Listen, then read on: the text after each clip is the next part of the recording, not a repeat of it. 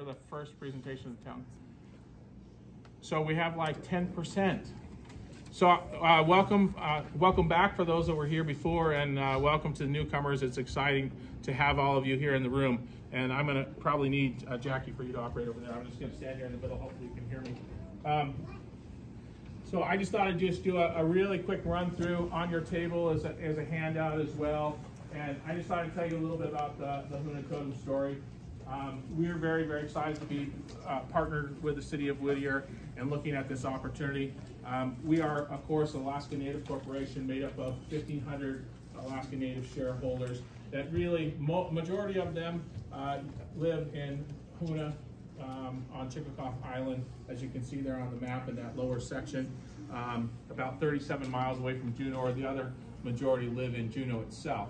So, you know, I also like to point out too that, you know, when the Lands Act happened, we really didn't know as a group collectively what we were going to do to generate revenue. And as I mentioned, we were very heavily involved in fishing in the beginning, and then we got into logging, and those things were really not sustainable, and also they didn't really match the cultural values of the community. So we were looking for a way to to create some economic growth and some stability. I mean, that was the focus and the point of having a Native corporation. That was their job, was to create economic prosperity for the people. So we've come a long ways, and I just thought I would share a few pictures with you. And I'll go forward a slide here. Hopefully we'll get moving forward there. Can we go one more? So in 1996, the cannery, which was the historic cannery, was in town. It was built in 1912, and in 1912, that was the backbone of the community. The ladies of the community actually did the canning. The men would go out in the fishing vessels, and they would fish.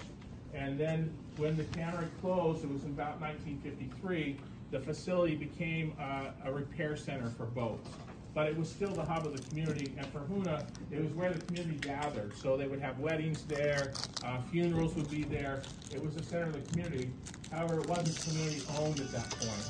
And it came up for sale in 1996. It was in disrepair. There were some other players from the cruise industry who came along and wanted to buy it. And the owners of the Ward Packing Company didn't really want to sell it. They said, we want it to be a community-based business. And they went to Huna Totem and said, would you guys be interested?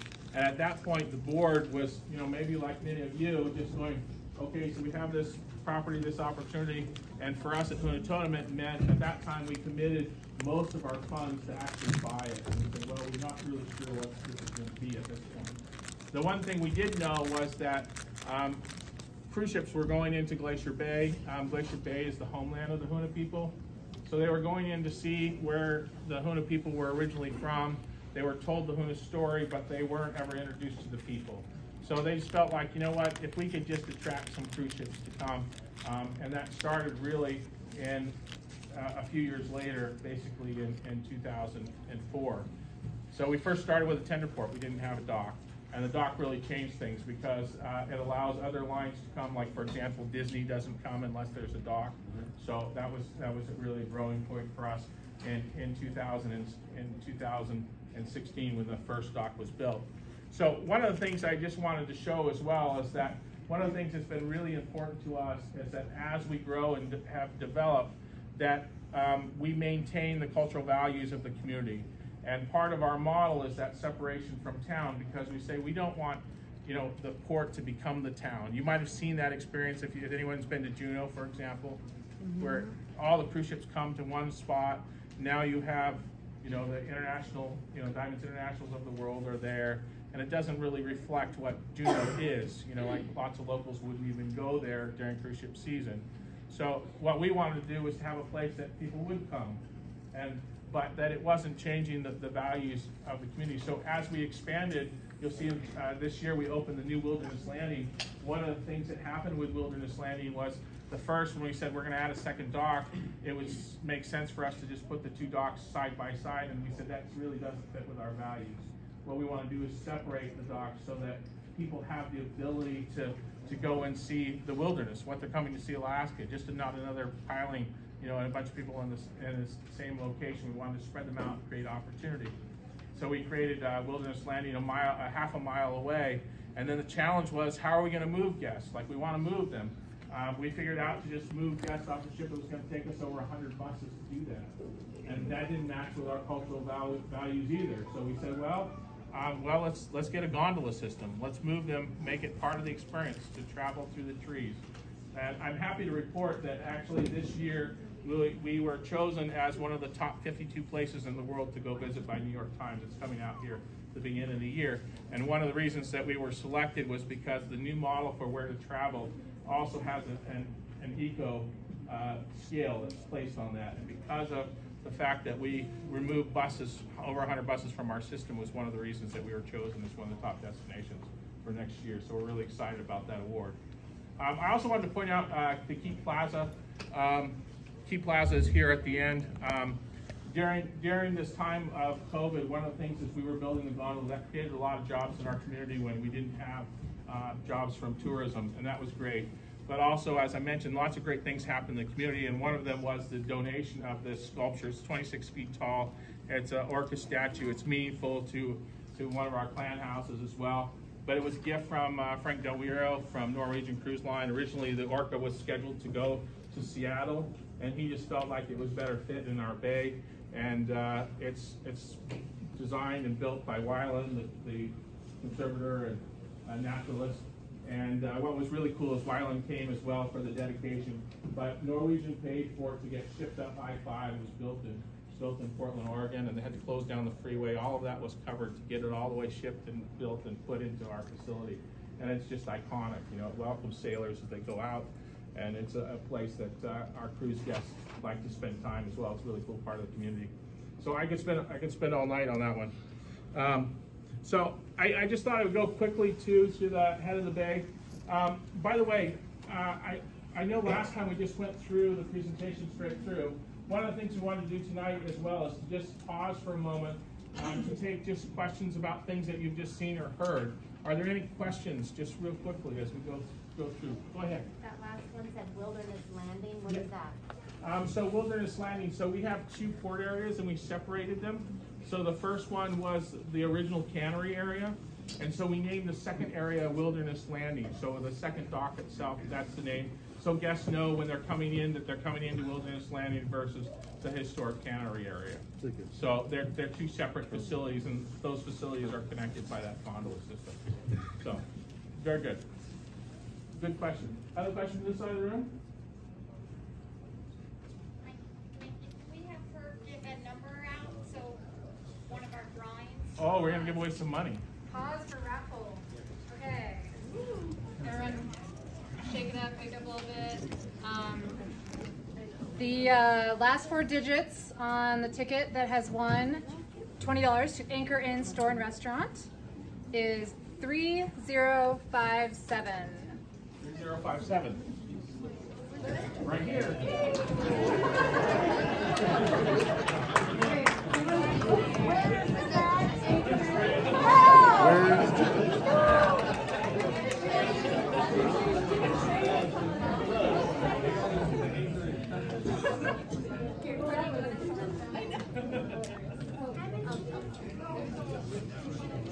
Okay, and thank you. And so I think we'll let Mickey continue real quick. Great.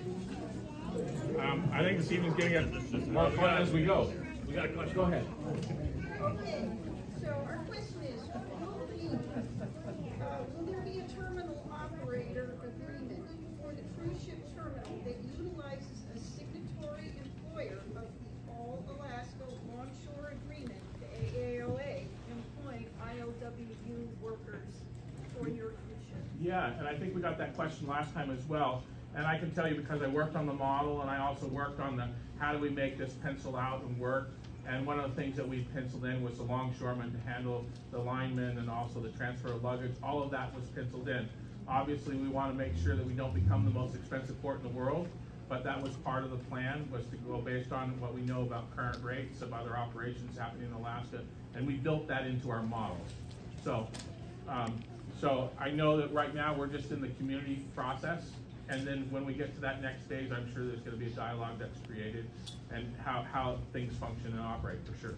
So a little corollary to that, are these ships that you're proposing to bring in, are they just port of call? Are they turnaround ship? Will we be handling luggage, freight, provisions? Yeah, so that's a very good question, and for those in the room, you know, basically they're like we at Ice Strait Point, we're basically what we refer to as a port of call, meaning the ship comes in for a limited time during the day and they leave. We don't provide any provisioning, no guests disembark there. And here in Whittier, we have what we refer to as cross Gulf or open jaw sailings, right? Where the ships would come out of Vancouver and they would come to Whittier, and the guests that are on that ship are going to disembark, right? And their luggage would then moved off the ship. And then obviously there's provisioning that happens. And we're all about how do we drive that Alaska, you know, experience, that we transfer that from the dock to the ship as well. And then there's another set of guests that have come in. They might have gone on a land tour up into Denali, and then they come into Whittier. And part of our goal is also that we can extend their time here, meaning that part of the plan, as you see right now, is to have like a lodge and a place for some to stay and experiences for them to have, tours out in the bay. But those guests that are coming in are going to spend some time here as well. Those that are leaving will leave the ship, spend some time here as well, and then the ship will then sail later in the evening with those guests that were going what we call southbound or into Vancouver. So you're thinking 2 ships simultaneously at that facility? No, right now that's not that we have a 2-ship berth that's currently in the plan, but if you look at the scheduling right now, we don't have any large ships that are overlapping right now in the Alaska market, and there's no plan. And with our conversation, I think the mayor mentioned as well, our conversation has been no one really wants that because they want to have their own guest experience for their guests, right, and to minimize the overlap. So, and you might have a large ship with a small ship, but normally they would be like from the same line. You might have an NCL ship and an Oceania, which is from the same brand, for example. But we would work through that process. And obviously one of the things that we're really focused on as well is that there's some learnings that have to happen because we think that we want to make sure that we're efficiently moving guests, provisionings, all that stuff through the process. And so obviously we don't want to bring 3 big ships into the market. It doesn't make sense, and it's not a good experience for the guests. So I'm just going to move forward and we'll loop back, but I really do appreciate your questions. Thank you. Thank you very much. Also, I just want to point out as well, if I don't hit something and you have a question, that the facilitators have done a great job to put boxes on the table, and you can put questions in there, or there'll be time later. I just want to move just real quickly through the comprehensive, or the plan that you see up here behind me. So when we sat down, we took what we call the Huna Totem model. So we have a series of guidelines that we set out to design. And one of those things that we're really interested in is that separation between Whittier and the port. And as I said, that's just important to our model. And then we started to say, well, what are the other things that are really also important to the city? How do we also incorporate things that are historical to town? Like, for example, you'll see that we have this orange line that goes through that you can see here that goes all the way out to the dock. And that's actually a little rail system, a trolley system that connects all the way out to the pier. Because you have a history here with the railway, how do we incorporate that into the design? And so we looked at some of those things when we sat down to build this plan. And right now, at this point, we're really just in this phase of creating the dialogue, figuring out what's developed into this space. Obviously for us, I call it phase 1, is the passenger phase, which is we have to know that we can move passengers ashore because that creates the economic foundation that we need. Beyond that, you know, for example, we have the train depot in the plan. The train depot is there because we feel like we want to move guests in a more seamless fashion. So we're not clogging up the tunnel. We have more efficiencies. We have a better way of handling luggage. It's not clogging up your downtown. So all of those things are kind of what we consider in this passenger phase 1. And as we look at all of this plan, you'll see that I like to say right now it's just a sketch or a concept. And so once we move beyond the passenger phase, it allows us to look at other elements and how those elements will interact with the design. As the mayor mentioned, you know, one of our concerns we heard last visit was that, you know, this is new land for the city and that we would require all of that, and that's really not the case. We're really concerned with the 5 acres and the tideland lease, and even that 5 acres, we're trying to offset that with the boardwalk that's going to be created. So I'm just going to go to the boardwalk real quickly, just to talk about our model. So we have this boardwalk that's built into the design, and one of the reasons we built the boardwalk was because it creates an area for guests to slow down and to experience what makes Whittier great, the views, but also it's a platform for business to be developed. So our vision of the boardwalk is that this is built on the tideland, so it's land that doesn't exist currently here in town. And then this structure is designed to have these buildings that are modular, that could be created, and someone could create a business there. It supports the weight, supports the traffic of people and vehicles if they're needed on the boardwalk. But we don't have any idea what those businesses are or what could be created. That's really, we think that's an opportunity for the city to decide, maybe someone wants to open, I don't know, a tackle shop. And there's a space there for that to be created. But we wanted to build the infrastructure that was required for business to be created through the process. So, like I said, I think this generates about 1.5 acres of land that doesn't exist currently in the economic picture for Whittier. Before I wrap, because I know they're giving me the 5-minute sign, one of the things I also wanted to point out is that we look at this phase 1, the passenger phase, that pencils in about $70 to $80 million to just build that. So obviously there's going to be traffic that's coming, and you're familiar with the head tax process, the funds that are created from that.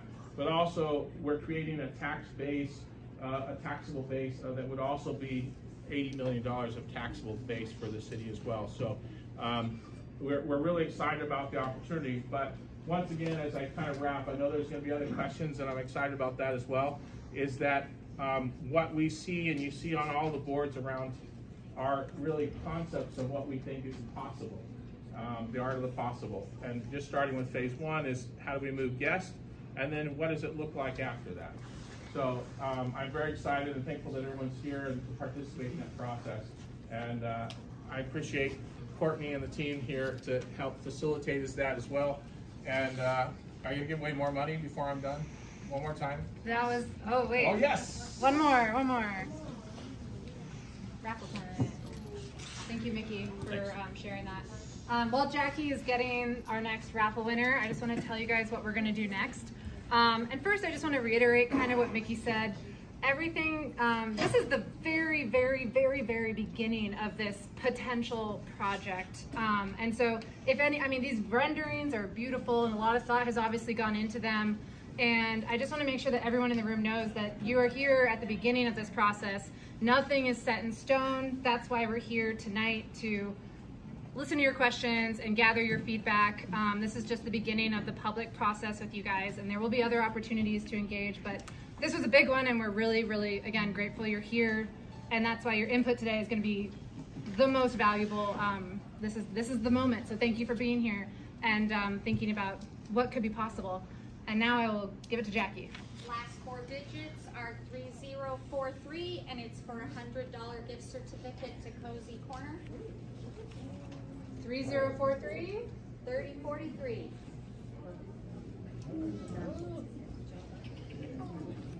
I might need a backup draw.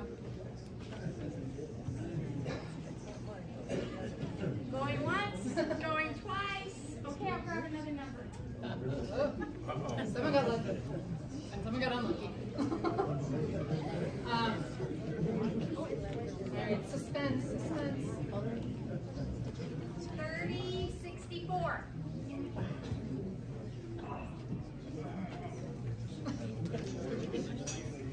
Okay, hope we have it out here. Okay, we're doing 3rd time's charm. Okay. Not sure if we're gonna, Jackie might run in here with another ticket, but okay. So what we are doing next, as I said, this is the beginning of this process. Ariel and myself are gonna hand out pieces of paper as well as some pencils. And this is 10 minutes for you to chat at your table with your group. Please introduce yourselves if you don't know people at your table. And you're gonna have 2 questions to mull over. One, what is your group's reaction to what you just heard? Again, nothing is written in stone, but we're very curious about what your reactions were to all that information and the visuals and what the mayor said as well. And two, what questions does your group have? And what we're gonna do after that 10 minutes, which will be roughly 7:10, 7:13, we are going to go table to table and take, a top question or a top reaction or one of each. So please designate someone at your table to share that. And if you are too shy to speak up, if you have it written on your piece of paper, then we will read it for you, if it's legible. Okay. You have 10 minutes. All you have to do is write. I'll present it.